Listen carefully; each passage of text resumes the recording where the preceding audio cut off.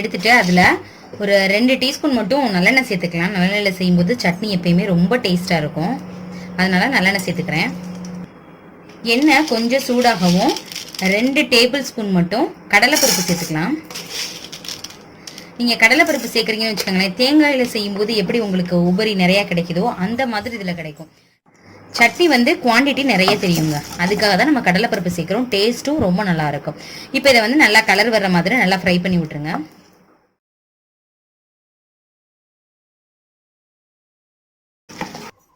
Colour நல்லா change ஆயிடுச்சு பாருங்களேன். இந்த மாதிரி சேஞ்ச் ஆகணும், அப்போதான் சட்னி ரொம்ப கலர்ஃபுல்லாகவும் இருக்கும், டேஸ்டாகவும் இருக்கும். இப்போ எடுத்துடலாம்.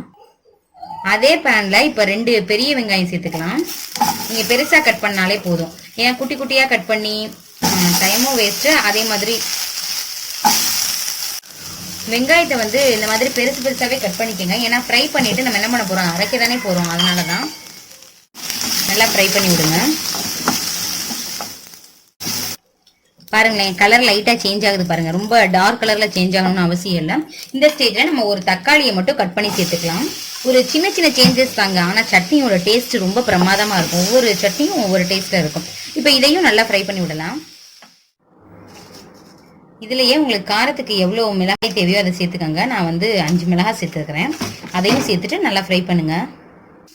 மிளகாயும் நல்லா வறுபட்டதுக்கப்புறம் கொஞ்சமாக மல்லித்தலையை மட்டும் இதில் சேர்த்துக்கலாம். சேர்க்கும் போது நல்ல ஃப்ளேவராக இருக்கும். சப்போஸ் உங்களுக்கு மல்லித்தலை கிடைக்கல அப்படின்னா நீங்கள் புதினா தலை கூட சேர்த்துக்கலாம். இப்போ நல்லா ஃப்ரை பண்ணி விடலாம். அவ்வளோதாங்க, நல்லது இதாயிடுச்சு பாருங்களேன். இப்போது இதை வந்து நல்லா ஆறுனதுக்கப்புறம் கடலைப்பருப்போடு சேர்த்து நான் மிக்சி ஜாரில் தண்ணியே ஊற்றாமல் நைஸாக அரைச்சிட்டு வந்து காமிக்கிறேன். சட்னியை நல்லா அரைச்சாச்சுங்க நைஸாக. இப்போ இதை தாளிச்சு விட்டலாம். உப்பு சேர்த்தே அரைச்சிட்டேன். நீங்கள் வந்து உப்பு மட்டும் சேர்த்துக்கோங்க. வைக்கிறதுக்கு ஒரு குட்டி பவுல் எடுத்துக்கலாம். எடுத்துட்டு அதில் கொஞ்சமாக நல்லெண்ணெய் சேர்த்துக்கோங்க. எண்ணெய் நல்லா காஞ்சிருச்சு. 1/2 டீஸ்பூன் கடுகு சேர்த்துக்கலாம். கொஞ்சமாக உடச்ச பருப்பு சேர்த்துக்கிடுவோம். ஃப்ளேவர் வந்து நல்லாயிருக்கும் சேர்க்கும்போது. கொஞ்சமாக கருவேப்பிலையும் சேர்த்துக்கலாம். ஒரே ஒரு வரமிளகாய் போதும். இப்போ கொஞ்சமாக பெருங்காயத்தூளும் சேர்த்தாச்சு. ஆஃப் பண்ணிடலாங்க. தாளிச்சதையும் இதில் சேர்த்தாச்சு. பாருங்களேன், பார்க்குறதுக்கே ரொம்ப நல்லா இருக்கு. இது நல்லா மிக்ஸ் பண்ணி விட்டுறலாம். டேஸ்ட்டும் ரொம்ப நல்லா இருக்கும். நீங்கள் இதை செஞ்சு பார்த்துட்டிங்கன்னா இட்லி தோசைக்கு இதை விட ஒரு பெஸ்ட் சட்னி கிடையாது அப்படின்னு சொல்லுவீங்க. அந்த அளவுக்கு இது ரொம்ப ரொம்ப டேஸ்டியாக இருக்கும். 2 டேபிள் ஸ்பூன் எண்ணெய் சேர்த்துக்கோங்க. யூஸ்வலாக பார்த்தீங்கன்னா இதில் ரீஃபைண்ட் ஆயில் யூஸ் பண்ணுவாங்க. நீங்கள் வந்து உங்கள் வீட்டில் எண்ணெய் வந்து நல்லெண்ணெயோ கடலையோ எது யூஸ் பண்ணுவீங்களோ அதை எடுத்துக்கோங்க. 1 டீஸ்பூன் மட்டும் வரமல்லி சேர்த்துக்கலாம். இது வந்து கொரியாண்டர் சீட்ங்க. இதை லைட்டாக வந்து ஃப்ரை பண்ணி விடுங்க. இதனோட ஃப்ளேவர் மட்டும்தான் வரணும். ரொம்ப வந்து போட்டு இதை வறுத்துட்டே இருந்தீங்கன்னா கருத்துரும். அதனால கொஞ்சம் ஃப்ளேவர் வந்த உடனேவே ஒரு 5 பல் பூண்டு இதில் சேர்த்துக்கலாம். அதுக்கப்புறம் 1 இன்ச் அளவுக்கு இஞ்சி இதையும் சேர்த்துட்டு நல்லா வந்து வறுத்து விடுங்க. கடைகளில் பார்த்தீங்கன்னா உங்களுக்கு எஸ்பெஷலி ரோட்டு கடையில் சூப்பராக சட்னியில் மட்டும் ஃப்ளேவர் வரும். அதுக்கு ரீசன் என்ன அப்படின்னா சட்னியில் வந்து இஞ்சி பூண்டு ஃப்ளேவர் இருக்குங்க. அதனால தான் மேக்ஸிமம் என்ன பண்ணுவாங்கன்னா பெரிய வெங்காயம் யூஸ் பண்ணுவாங்க. சின்ன வெங்காயம் உரிக்க முடியாது, இன்னொன்று காஸ்ட்லியும் கூட. அதனால தான் நான் இன்னைக்கு 2 பெரிய வெங்காயம் எடுத்துருக்கிறேன். இதை வந்து சிறுசும் பெருசும் அந்த மாதிரி கட் பண்ணி போட்டு நல்லா வதக்கிக்கலாம். ஒரே மாதிரியே சட்னி இருக்குமா அப்படின்னா கிடையாது. ஒவ்வொரு நாள் ஒவ்வொரு விதமாக சட்னி இருக்குங்க. வெங்காயம் விலை கம்மியாக இருக்கும் பொழுது வெங்காயத்தினுடைய சட்னி இருக்கும். தக்காளி விலை கம்மியாக இருக்கும்போது தக்காளி விலை சட்னி இருக்கும். அதனால சரி இன்னைக்கு பெரிய வெங்காயத்தில் சட்னி வந்து அவங்க செய்கிற மாதிரி செய்யலாம் அப்படின்ட்டு தான் செஞ்சுட்டு இருக்கேன். இதை வந்து நல்லா கண்ணாடி பதம் வர்ற அளவுக்கு நல்லா வறுத்து விடுங்க. கலர் வந்து சேஞ்ச் ஆகணும் அப்படின்லாம் அவசியமே இல்லை. ரொம்ப சேஞ்ச் ஆயிடுச்சுன்னா உங்களுக்கு வந்து இனிப்பு சுவை வந்துடும். அதனால லைட்டாக ஃப்ரை பண்ணி விடுங்க. கண்ணாடி பதம் வந்ததுக்கப்புறம் ஒரே ஒரு நாட்டு தக்காளி மட்டும் சேர்த்துக்கலாங்க. காரத்துக்கு தகுந்தாப்புல மிளகாய் சேர்த்துக்கங்க. நான் இன்னைக்கு 7 வத்தல் சேர்த்துருக்கிறேன். இது ரொம்ப காரமாக இருக்கும். நல்லா அதை வந்து மிக்ஸ் பண்ணி விட்டுறலாம்.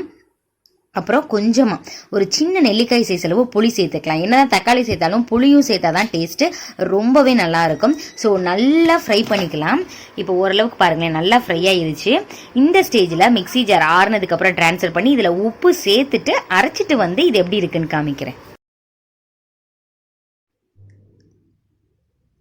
கையேந்தி பவனில் பார்த்தீங்கன்னா சட்னியில் வந்து தண்ணி கொஞ்சமாக சேர்த்து அரைச்சிக்கிட்டு அப்புறம் தான் கரைச்சிப்பாங்க. ஏன்னா தண்ணி நிறையா சேர்த்துட்டோம் அப்படின்னா சீக்கிரமே கெட்டு போயிடும் கைப்படும் பொழுது. ஸோ பாருங்கள் இந்த அளவு இருக்கணுங்க. ரொம்ப தண்ணியாட்டம் இருக்காது, இந்த மாதிரி தான் இருக்கும். இப்போ இதில் தாளிச்சு விட்டுலாம். தாளிக்கிறதுமே பார்த்தீங்கன்னா தாளிச்சாதான் டேஸ்ட்டு ரொம்பவே நல்லா இருக்கும். கொஞ்சமாக எண்ணெய் சேர்த்துட்டு இதில் வந்து கடுகு, உடைச்ச பருப்பு இது ரெண்டும் தான் சேர்க்க போகிறோம். இதில் வந்து வேறு சீரகம் அந்த மாதிரி எதுவுமே தேவையில்லை. ஸோ இது ரெண்டும் நல்லா ஃப்ரை ஆனதுக்கப்புறம் வத்தல் 2 சேர்த்துக்கோங்க. அப்போ தான் ரொம்பவே நல்லாயிருக்கும். அப்புறம் ஒரு கை நிறைய வந்து கறிவேப்பிலையும் போட்டு ஆஃப் பண்ணிடலாம். அதுக்கப்புறம் என்ன பண்ணிக்கோங்க, பெருங்காயத்தூள் இருக்கு இல்லையா, அது ஒரு பிஞ்சு சேர்த்துட்டு நம்ம அரைச்ச சட்னியில் சேர்த்துன்னு வச்சுக்கோங்களேன், அப்படியே சூப்பராக இருக்குங்க. இன்னும் 2 இட்லி கொண்டு வா, இன்னும் 2 இட்லி கொண்டு வா அப்படின்னு சொல்லுவாங்க. அந்த அளவுக்கு ரொம்ப ரொம்ப டேஸ்டியாக இந்த சட்னியை நீங்களும் உங்கள் வீட்டில் செஞ்சு பாருங்கள்.